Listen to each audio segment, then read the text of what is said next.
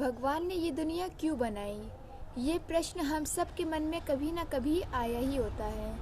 तो इस बात को जानने के लिए आज मैं आपको एक स्टोरी बताती हूँ। तो होता यूँ है, एक बार कि एक बच्चा होता है और वो अपनी मम्मी से कहता है कि मम्मा, मुझे घर घर खेलना है। तो जब वो ऐसा कहता है तो उसकी मम्मी मना करती हैं। वो कहती हैं कि तुम्हें क्या चाहिए बेटा, बताओ, तुम्हें कुछ खाना है, तुम्हें कुछ खेलना है तो तुम मुझे बताओ, मैं तुम्हें ला के दूँगी ना, तुम्हें अलग से घर घर क्यों खेलना है। तो बच्चा ज़िद करता है कि नहीं मम्मा नहीं, मुझे खेलना है, घर घर खेलना है अपने दोस्तों के साथ। तो मम्मा उसकी बात सुनती हैं और उसको अलाउ कर देती हैं घर घर खेलने के लिए।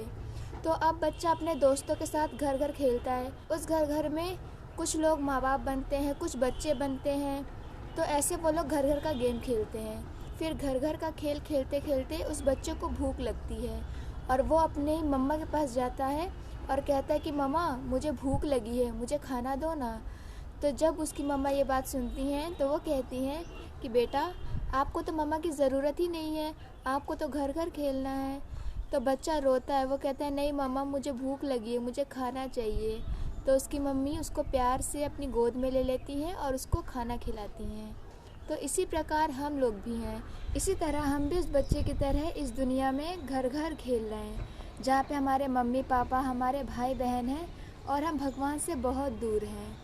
और जब हम यहाँ पे परेशान हो जाते हैं, हमें कई चिंताएं घेर लेती हैं, फिर हमें भगवान की याद आती है कि भगवान, हमारे जीवन में शांति नहीं है और हमें जो भूख लगती है वो पेट की भूख नहीं है, वो हृदय की भूख होती है।